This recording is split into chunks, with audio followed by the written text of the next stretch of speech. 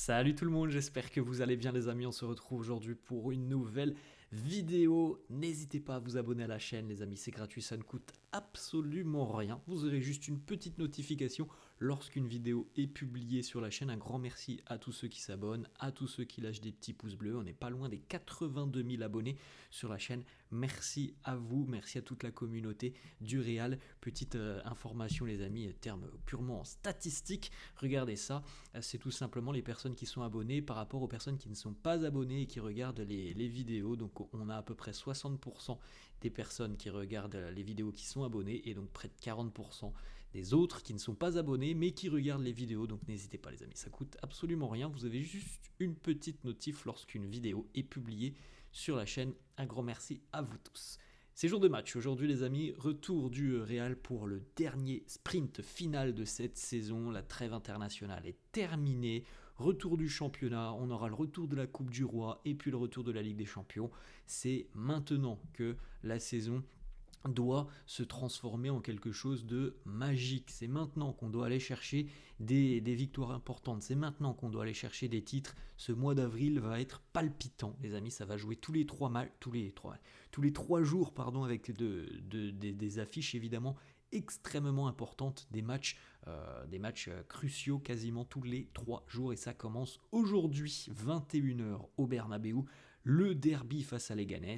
On l'a déjà dit, c'est pas le derby le plus prestigieux, c'est pas la même chose que d'affronter l'Atlético, mais ça reste un match à part. Cette équipe de Leganés est surprenante. Elle a déjà, par exemple, battu l'Atlético il y a quelques semaines. Elle avait tenu la dragée haute au Real en Coupe du Roi. On s'en souvient aussi il y a à peu près 2 mois avec une victoire du Real dans le temps additionnel. Donc c'est une équipe surprenante. Alors évidemment, elle a quand même plus de difficultés à l'extérieur. En tout cas, la donne elle est simple pour le Real. C'est 3 points ce soir. Et on avait déjà regardé à plusieurs reprises, les amis, le calendrier là, de ces 10 premiers jours, 10-15 premiers jours du mois d'avril.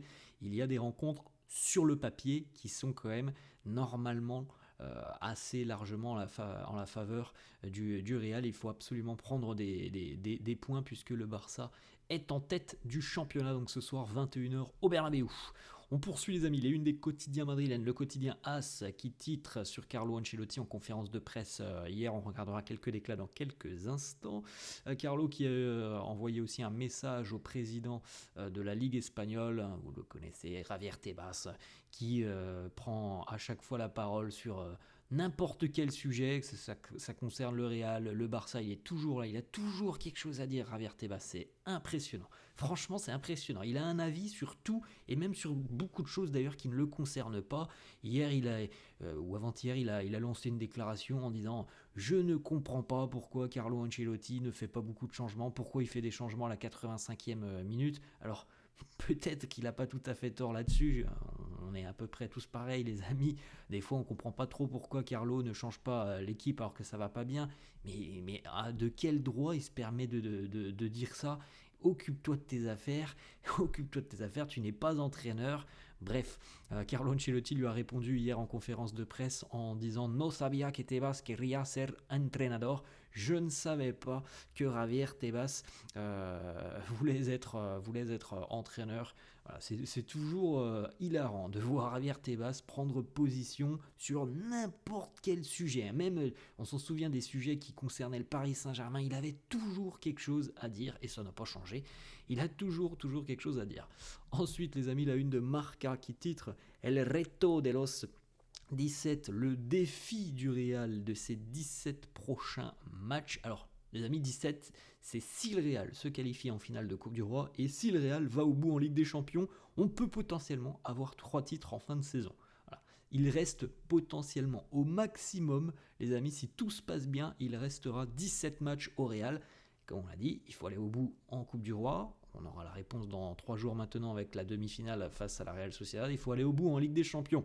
Mais au max, il y aura 17 rencontres pour le Real. Il peut y en avoir moins, évidemment, si, par exemple, on est éliminé en Coupe du Roi ou on est éliminé en Ligue des Champions. En tout cas, le Real, pour le moment, est encore dans la course pour les 3 trophée. Et il faut évidemment beaucoup de points en Liga, hein, parce que le Barça est sur une dynamique exceptionnelle, tout simplement, depuis le début d'année 2025. Petite information qui concerne indirectement le Real, Osasuna qui a déposé un recours par rapport à la rencontre face au Barça. Le recours, il vise le Barça par rapport à l'utilisation d'Inigo Martinez, qui avait donc déclaré forfait pour la trêve internationale avec la sélection espagnole. Il y a une loi qui interdit à un joueur donc de déclarer forfait avec sa sélection et de rejouer dans les 5 prochains jours avec le Barça. C'est un petit peu particulier avec Inigo Martinez, puisqu'il a déclaré forfait au tout début, même juste avant, je crois, la trêve internationale. Mais bon, bref, Osasuna tente son coup sur ce recours. Je pense que ça n'aboutira pas. On poursuit les amis, quelques petites photos, la séance d'entraînement de la veille, le retour donc des derniers internationaux, notamment les Sud-Américains. Vous voyez par exemple Vinicius avec Kylian Mbappé juste derrière lui, qui lui tient la jambe. On retrouve David Alaba aussi sous cette photo. On voit Camavinga, Rodrigo, Bellingham de dos. On voit Antonio Pintus, il me semble que c'est Rudiger qui est derrière. Bref, tous les internationaux étaient presque de retour. On va regarder l'info dans quelques instants. Antonio Rudiger qui a reposté cette petite photo sur son compte Instagram avec un petit air surpris. Il nous dit When they say you don't get chicken for iftar, lorsque on te dit que tu n'auras pas de poulet pour la rupture du jeûne, d'ailleurs que le ramadan se termine je crois demain il me semble. Ensuite on enchaîne les amis avec cette petite information. On avait quand même 2-3 absences hier lors de l'entraînement. Dani Ceballos, bon c'est évidemment normal puisqu'il est blessé depuis à peu près un mois maintenant. Ferland Mendy aussi n'était pas à l'entraînement, et Thibaut Courtois. Et Thibaut, comme on l'a dit, hein, c'est un peu plus inquiétant, hein, parce que ça devient quand même assez régulier pour le portier belge. Il ne s'est pas entraîné en cause donc une surcharge musculaire qu'il a contractée il y a déjà à peu près une semaine avec la sélection belge. Donc André Lounine démarrera la rencontre aujourd'hui face à Leganés, ça c'est une certitude, et normalement, c'est ce qu'il se dit, il devrait peut-être même démarrer aussi la rencontre face à la Real Sociedad en Coupe du Roi dans 3 jours maintenant. On a quelques déclarations de Carlo Ancelotti en conférence de presse hier. Il nous dit les joueurs vont bien. Nous allons entamer la dernière partie de cette saison. Voilà les amis, avril-mai, c'est là que les titres se gagnent. C'est là aussi évidemment à l'inverse que les titres peuvent se perdre. Ensuite, autre déclat de Carlo, est-ce que Vinicius va être mis au repos sur cette rencontre face à Leganés? Comme on l'a dit, il y a eu un match en milieu de semaine pour Vini, le retour en avion, le décalage horaire, donc peut-être que physiquement, hein, c'est peut-être une bonne idée de le reposer. Réponse de Carlo, il nous dit on verra bien, il est de retour dans des conditions optimales, on verra quel sera le 11 pour cette rencontre. Voilà. Bon, pas beaucoup d'informations livrées par Carlo comme d'habitude. On a vu par exemple, mais c'est pas tout à fait la même chose, mais le Barça avait mis au repos par exemple Rafinha et Araujo, mais c'était jeudi. Là, c'est vrai qu'il y a quand même un petit peu plus de temps pour revenir pour Vinicius, mais bon, il y a quand même toujours évidemment un petit risque de blessure derrière. Autre déclat de Carlo, est-ce que Tchouaméni sera mis au repos? Il nous dit oui, il peut être mis au repos. Je vais faire des rotations sur les prochains matchs, donc affaire à suivre. Voilà, il y a quand même un calendrier qui est assez costaud sur le mois d'avril, évidemment, on aura besoin de tout le monde, on a besoin de joueurs mis au repos entre guillemets, on a besoin aussi de voir des joueurs souffler, donc il y aura certainement des rotations sur les prochaines rencontres. Autre déclat de Carlo qui nous dit aussi que on va essayer du côté du Real de récupérer et Ferland Mendy et Dani Ceballos pour le match aller de Ligue des Champions face aux Gunners, donc qui aura lieu dans 10 jours maintenant, donc il y a encore un petit peu de temps pour que les deux puissent revenir. Carlo qui répond aussi à la déclaration de Hansi Flick, c'était avant la rencontre face à Osasuna, par rapport au match, voilà, à peine 2 jours après la fin de la trêve internationale. Hansi Flick avait dit voilà, nous ne sommes pas le Real, je suis très fier que nous sommes le Barça. On rappelle que le Real, par l'intermédiaire de Carlo, avait annoncé il y a 15 jours maintenant, je crois, après la rencontre face à Villarreal, que si ça devait être amené à se reproduire d'ici à la fin de saison, le Real refuserait de rejouer à peine 3 jours, même pas 3 jours après avoir joué en milieu de semaine, parce qu'il y en avait eu, je crois, 72 heures, à peine 66 heures de repos entre l'Atlético et le match de Villarreal. Et Carlo voilà, s'était exprimé en conférence de presse en disant on ne le refera plus, on refusera de jouer si le calendrier nous l'impose. Bon, là, par voix interposée, Carlo répond à Hansi Flick en disant je suis d'accord avec Hansi Flick, le Real n'est pas le Barça. Ensuite on poursuit les amis justement avec un petit mot sur le Barça, sur le Classico qui approche, qui sera peut-être le match déterminant de la course au titre. Il nous dit le Barça est devant, mais nous avons toujours ce Classico à jouer. C'est vrai, il y a ce Classico à jouer. Après les amis, ça serait bien qu'on puisse quand même revenir si possible, le plus rapidement possible sur le Barça. Alors évidemment, on n'a plus le destin en main, parce que pour le moment, si le Barça gagne tous ses matchs jusqu'en fin de saison, peu importe ce que le Real fera, le Barça sera champion. Donc il y a ce Classico à jouer. Après les amis, il ne faut pas se mentir non plus, sur les Classicos que l'on a joués cette saison, les 2 Classicos que l'on a joués cette saison, le Real n'a pas existé. Donc on ne peut pas dire non plus qu'on soit véritablement en pleine confiance avant d'affronter le Barça dans quelques semaines. Mais en tout cas, oui, c'est un fait, il y aura ce Classico à jouer.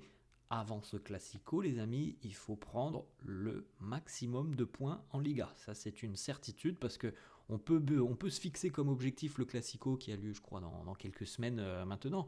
Mais si vous arrivez au Classico et que vous avez 6 points de retard sur le Barça, c'est peine perdue, il servira à rien ce Classico. Donc c'est bien de penser au Classico, mais avant il y a des matchs de Liga qui sont très importants, parce que le Real n'a plus le droit à l'erreur. Ensuite, autre déclat de Carlo qui répond aux informations qui sont sorties depuis quelques jours. Le Brésil, de nouveau, de retour et intéressé par Carlo Ancelotti. D'ailleurs, petite information, le Brésil s'est séparé officiellement de son sélectionneur hier. Dorival n'est plus le sélectionneur du Brésil. Donc ça donne encore plus d'aplomb à cette information qui pousse Ancelotti vers le Brésil. En tout cas, le Brésil aimerait faire de Carlo son sélectionneur. Réponse de Carlo hier en conférence de presse. Le Brésil m'a contacté. Il nous répond « J'apprécie le Brésil, mais non ». Voilà, c'est clair. Ensuite, on regarde les amis, les joueurs retenus par Carlo pour affronter les Ganes. Vous pouvez jeter un petit coup d'œil. Évidemment, Thibaut Courtois n'est pas présent dans cette liste. À noter que Diego Aguado est présent en défense. On peut noter aussi la présence d'Aurélien Tchouaméni, dont on a parlé un tout petit peu tout à l'heure. Sinon, offensivement, tout le monde est présent, hormis les blessés habituels. On jette un coup d'œil, les amis, les compos d'équipe probables du côté du Real. Lunin dans les buts, Alaba, Asensio en charnière. Donc Rudiger serait mis sur le banc et peut-être un petit peu reposé. Fran Garcia à gauche, Lucas Vazquez à droite, Valverde, Camavinga, Bellingham au milieu de terrain. Donc Tchouaméni mis au repos par le quotidien Marca. Rodrigo, Mbappé, Brahim, donc pas de Vinicius selon Marca. Donc on a quand même quelques petites informations intéressantes sur cette compo de Marca. Alors on verra si ça se vérifie ce soir. À noter les amis que pourquoi Rodrigo au détriment de Vini, parce que Rodrigo tout simplement a joué moins sur cette trêve internationale avec le Brésil, alors que Vini lui a joué je crois l'intégralité des 2 matchs. On poursuit les amis avec la compo d'équipe cette fois-ci de As qui nous propose Lunin, Asensio, Alaba ou Rudiger, Fran Garcia, Lucas Vazquez, Kama, Bellingham, Modric selon As, Vini, Brahim et Mbappé. Donc là, cette fois-ci, sur le quotidien As, c'est Rodrigo qui serait mis au repos. Bon, difficile les amis d'y voir le vrai dans ces 2 compos d'équipe. Petite information concernant le mercato, le quotidien As annonce que le Real veut construire son ossature défensive autour de 3 joueurs. Raúl Asensio, Eder Militao, Edin Huysen.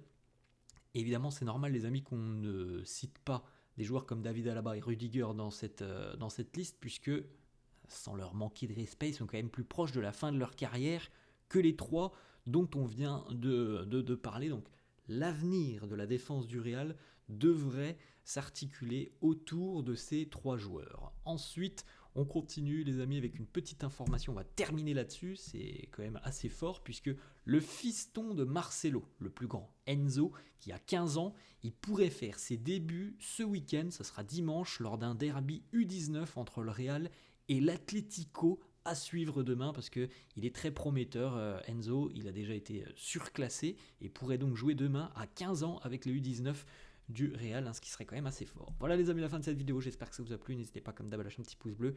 N'hésitez pas à vous abonner à la chaîne. Je vous souhaite une bonne journée, un bon match et je vous dis à la prochaine. Ciao.